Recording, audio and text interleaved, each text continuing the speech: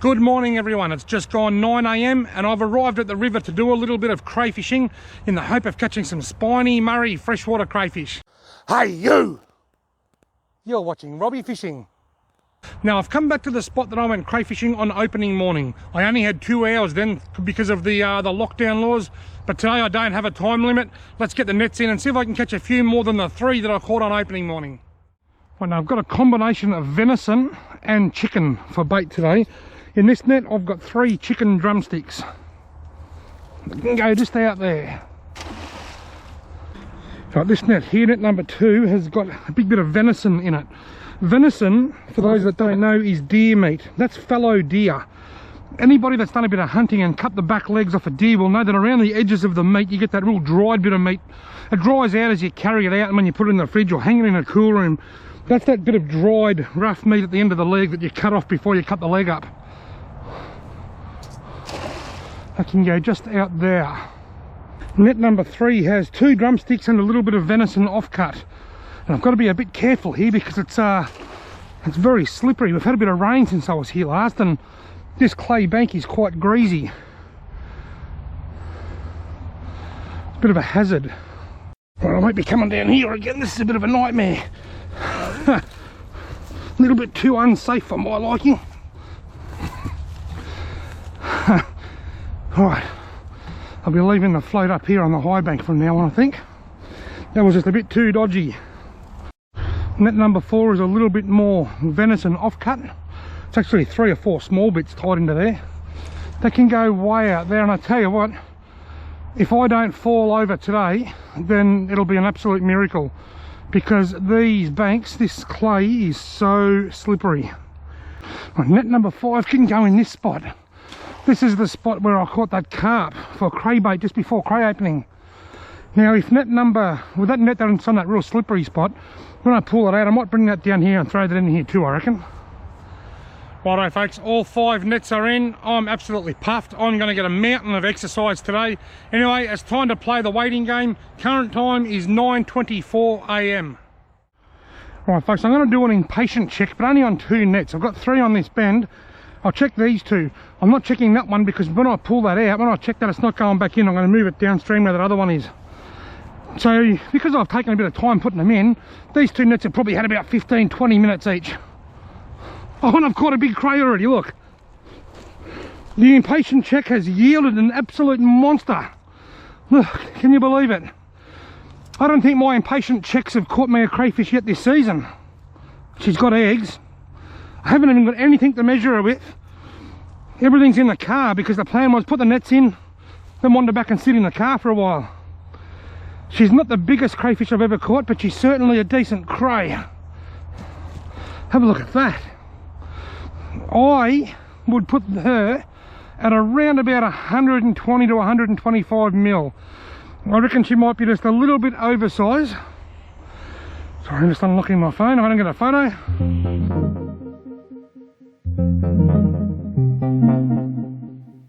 How about a photo with me?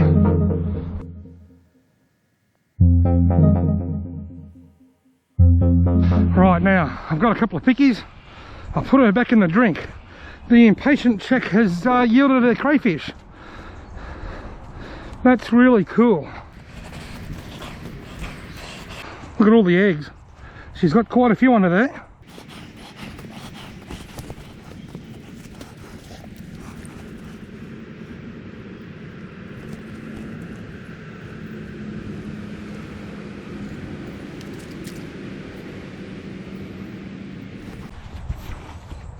I caught one in me impatient check. Bonus points. Let's go and check the second one.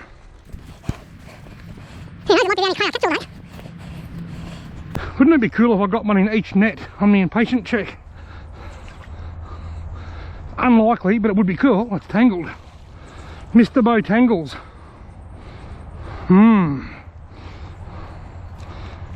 Alright.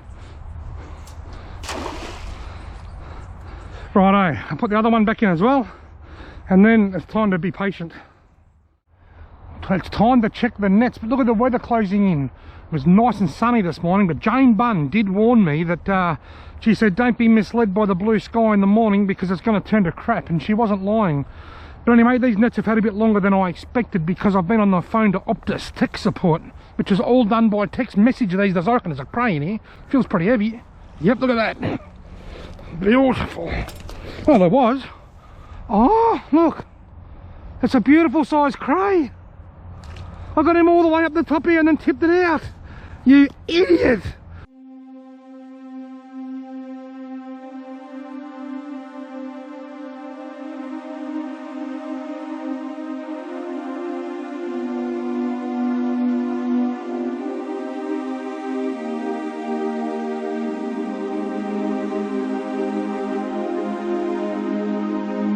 Got him all the way up the top here and then tipped it out. Bugger losing that crayfish. I've got a tape measure and me Mr. Carpet measuring stick that was given to me by Matt Thurling and his sons. Alright. Carelessness. Imagine if you went craying all day and you didn't catch any, and then when you finally hooked one, you've done that. Right, here we go. What's the call? Nah, too light. I was onto it. Has anything been munching on the meat? Doesn't look like the meat's even had as much as a sniff.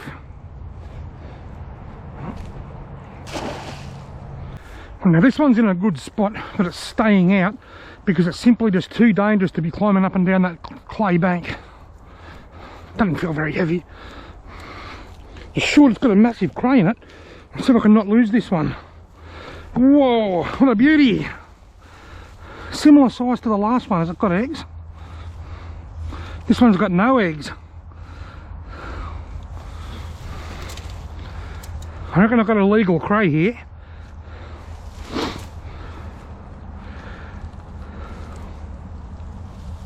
I caught a legal crayfish here on opening morning and then threw it back.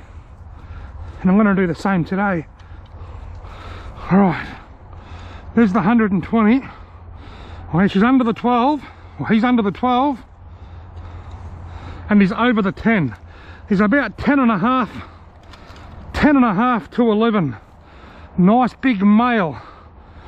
The bag limit is 2, but just because you're allowed to keep 2 doesn't mean you have to keep 2. See you later, mate. I just love catching them. I just love catching them. There's so many good things about crayfishing. You can go with your mates, you can sit around the fire and have a few beers, you can even get drunk. It doesn't matter. There's just, you can be out in the bush, out in the weather. It's just a relaxing pastime. Eating the crayfish probably makes up 1 or 2% of the enjoyment of crayfishing, I reckon. That's why I'm happy to put it back. Now, as much as I'd like to put this net back in here, because it is a good spot, there's no way I'm walking back down that clay bank because I had to lock the hubs in to get out and it was treacherous. So I'm going to move it up the other end. So I've caught 3 already today, including the one that I sort of didn't catch because it got away. Now I'll go and check net number 4, which is up there, and I reckon one of 2 things will happen. Either I'll slip in the mud and fall on my ass, or I'll get snagged and lose the net. Mr. Optimistic. Right, net number 4. Will it be snagged? I haven't fallen on my ass. It's just starting to rain steadily. I can feel snags. Yep. Geez, I picked that, didn't I? I got it off though. I got it off, but it's got a crane. Look at the size of it. The net's off. They always seem to break right there at that joint, but look at the size of this crayfish. It's got no eggs either, look. I reckon that's almost got to be an oversized male. Look at the size of that. Right. I'll get a quick photo before I measure him.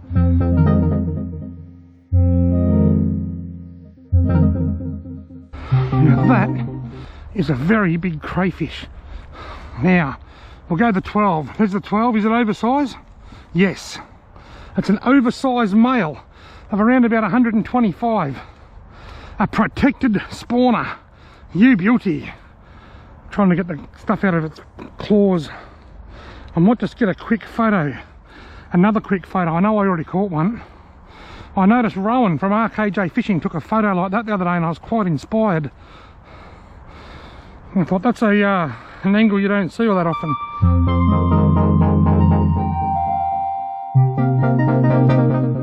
Righto folks, there we have it. An oversized male crayfish going back in the drink. That is really cool. See you later, mate. How awesome is that? An oversized male. It's not often you catch oversized male crayfish. Normally the big ones have got eggs. That is really cool. Now I'm just going to work out what I'm going to do with this net. It's still holding together, so I'll just keep using it for now. Caught on a little bit of venison offcuts. Righto. What have we got in the far end? The snag. It was on a snag, but it got off pretty easily, thankfully. And no crawfish. No crays. Anyway, put it back in and keep trying. Right, now this net can go in just here near the other net that just didn't catch anything. Right, it's time to check them. It's just warmed up to 7 degrees. A cold winter this one so far. On the way down here, just walking down from the car now, I saw a couple of robin redbreasts, or flame robins. They fly down here out of the mountains this time every year in the winter. You know why they fly down here out of the mountains every year in the winter? Because it's too far for them to walk. Right, have I got the cray that I tipped out before? No, I think I might have scared him. He learnt from his mistakes.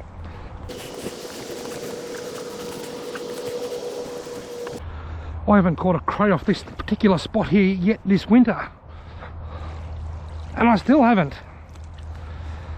I'm not off to as good a start this time as I was last time.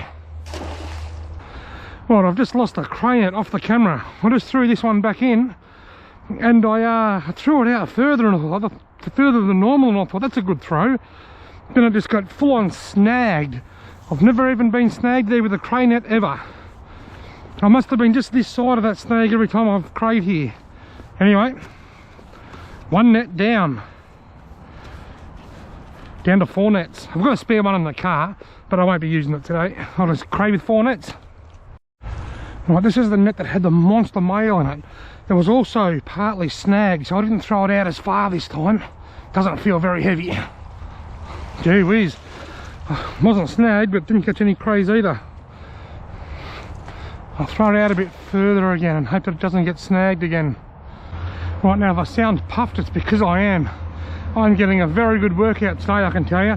Now I need at least one of these 2 nets to have a crayfish in it to save this from being a total failure. Oh, it's snagged. It's off. It's off, and there ain't no cray. Right, if I haven't got a cray in this net, then that means that this round of the nets has been a failure. A crayless round. How does it feel? Not very heavy. I might move one of these back up to the big bend.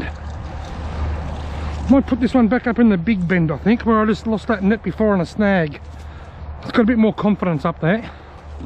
Now this is the net that I've moved from downstream. I've brought it up here.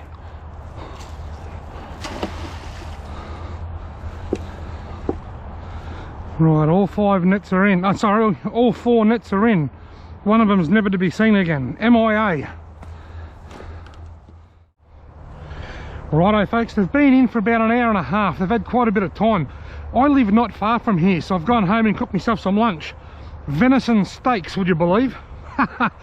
From the backstrap. But anyway, this is the 3rd and final check. The first, well, the impatient check, I caught 1. Then the first check I caught 3.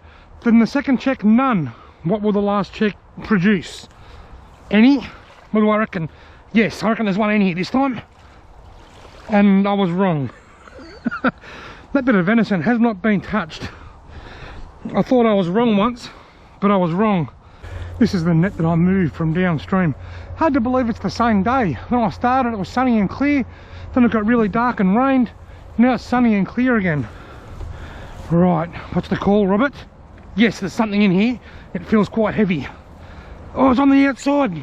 You fell into the net. Did I tip him out? No. Here's a little one. An undersizer. The first undersized cray I've caught today. The average size has been big. Hear him hissing.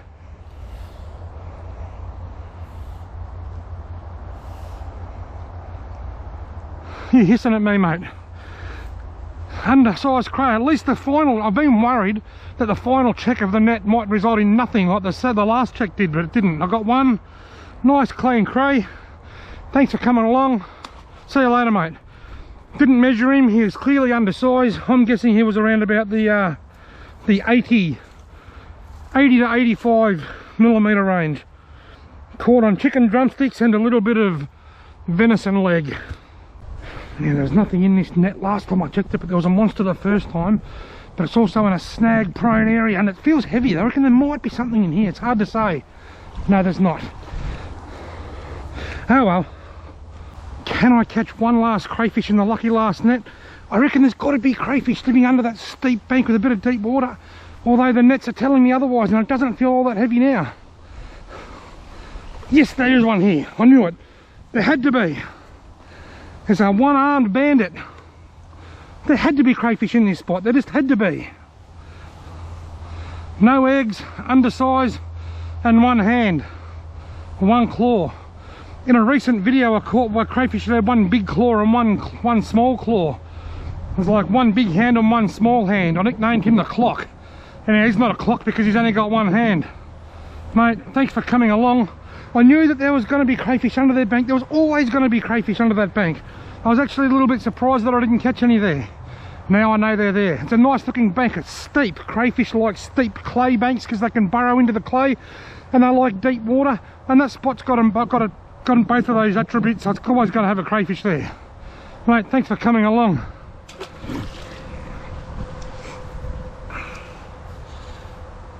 Well folks, I've had a blast. The weather has been interesting. It's been all over the place, but I've had a lot of fun and I've caught a few crayfish, and the step counter on my Garmin watch is just a smidge under 7,000 steps. So by the time I get back to the car, I'll have about 7,500 steps. That's been an exercise in exercise as well. Thanks very much for watching. I hope you've enjoyed this midday crayfishing adventure. If you have, why not give me a thumbs up, hit the subscribe button, and hopefully I'll see you in my next video.